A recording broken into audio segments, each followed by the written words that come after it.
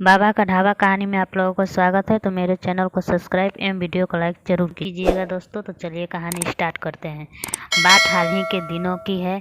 दिल्ली शहर में एक गरीब और बूढ़े पति पत्नी एक छोटा सा ढाबा चलाया करते थे, जिसका नाम था बाबा का ढाबा। यह ढाबा उन ढाबों की तरह चला करता था जिसमें गुजारे लायक पैसा जुड़ जाया करते थे। बूढ़े होने की वजह से ये दोनों अपना गुजर बसर आराम आराम से कर रहे थे। अचानक एक गंभीर बीमारी के चलते पूरे दिल्ली या भारत में कर्फ्यू लग गया ताकि इस बीमारी पर काबू किया जा सके।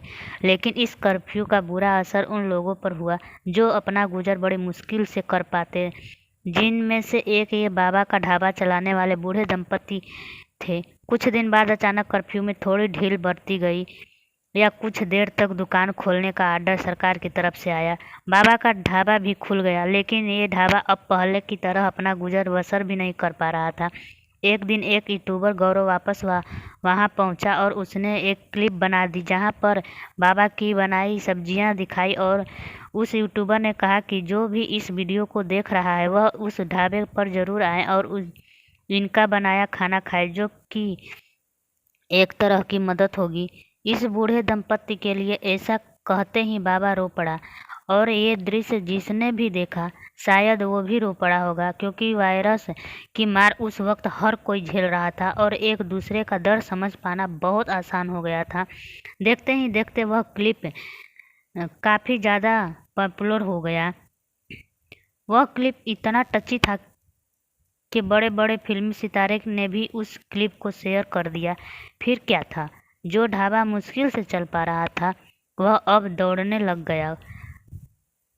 कुछ फिल्मी सितारों ने भी वहां आकर खाना खाया, जिसके चलते बहुत लोग मीडिया के भी इकट्ठे हो गए और बाबा का ढाबा एक छोटे नुक्कड़ से निकलकर अखबारों, न्यूज़ चैनल और सोशल मीडिया में ट्रेंड करने लगा। बाबा की तरक्की देखते हुए कुछ लोगों ने आकर बाबा के कान भरने शुरू कर दिए। उन्होंने बताया कि उस यूट्यूबर ने तुम्हारा पैसा खा लिया।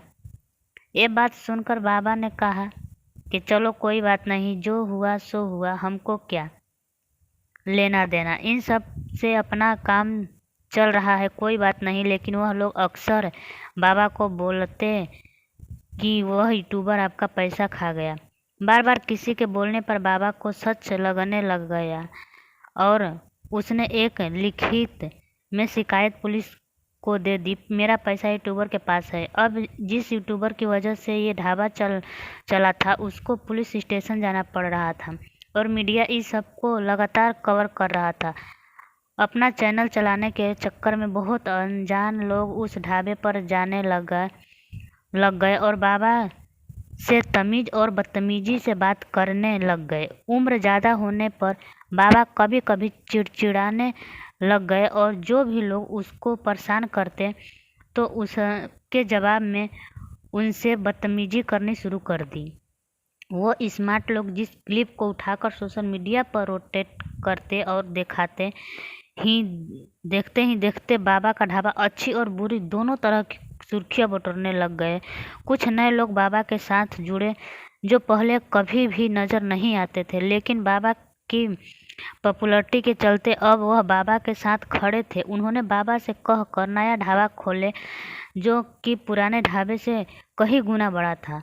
लेकिन शोहरत के भूखे नए लोग वह भी जाकर कुछ न कुछ कंट्रोवर्सी का इंतज़ार करते और कई बार बिना मतलब की लड़ाई खुद बना लेते ताकि वह अपने यूट्यूब चैनल पर इसको डालकर व्यूज ले सके। लेकिन कोई भी ये नहीं सोच रहा था कि वह आदमी अपनी उम्र के आखिरी पड़ाव में है। उसकी मानसिकता क्षमता को समझना तो दूर, लोगों ने उसको तंग करना शुरू कर दिया। कुछ दिन बाद बाबा को पैसे ख़त्म हो गए और नया ढाबा चल नहीं पाया, क्योंकि वह कस्टमर से ज़्यादा क्लिप्स लेने वालों का रस लग रहा था। बाबा अपने पुराने ढाबे पर वापस आ गए और ये सब एक नई खबर बन गई। देखिए, बाबा का नया ढाबा पिट गया, लोगों से पैसा खाना पड़ा महंगा, बाबा के बर्तन बिक गए, बाबा को फ्री का पैसा नहीं बचा और भी न जाने क्या क्या। कोई भी बाबा को उसके हाल पर छोड़ना नहीं चाहता था, क्योंकि जिसके पास न्यूज़ नहीं होती वह बाबा के पास चला जाता और न्यूज़ का इंतज़ार करता या खुद क्रिएटर कर लेता। ये सब अब बर्दाश्त करना मुश्किल हो गया था। हर रोज़ किसी न किसी को जवाब देते देते वह बूढ़ा आदमी अब थक गया था। कुछ दिन बाद वही पहला यूट्यूबर गौरव वापस उसी जगह पर बाबा से मिलने गया जहां पर उसने बाबा की पहली क्लिप बनाई थी। बाबा खुशी के मारे रो पड़ा और गौरव के पैरों को हाथ लगाकर बोला, अगर ये बच्चा ना होता तो मैं आज यहाँ न होता। गौरव ने कहा ये कि अगर बाबा न होता तो आज मैं भी इतना फेमस नहीं होता। ये सब एक अच्छे अंत पर ख़त्म हो गया, लेकिन अब क्या? न्यूज़ ख़त्म, सब ख़त्म। तो नए लोग ने वहाँ पर फिर जाना शुरू कर दिया और बुरा भला कहकर बाबा का रिएक्शन निकलवाने की कोशिश की। इतना सब होने के बाद बाबा ये मानसिक रूप से संभाल नहीं पाया और एक दिन उसने नींद की गोलियां खा ली और अपने आप को मारने की कोशिश की। बाबा अस्पताल में भर्ती हो गए जहां उसको डॉक्टर ने बचा लिया। बाबा तो अब खतरे से बाहर हैं, लेकिन हमारे हिसाब से खतरा उन लोगों से हमेशा बना रहेगा जो जानबूझकर बिना किसी चीज़ की परवाह किए उस बूढ़े आदमी से कुछ भी बुरा भला कह देते हैं। बात यहाँ बाबा कांत प्रसाद की नहीं, बात मानसिकता की है। हम सबको अपने फायदे के लिए किसी का भी नुकसान नहीं करना चाहिए, भले ही वह नुकसान शारीरिक हो या मानसिक।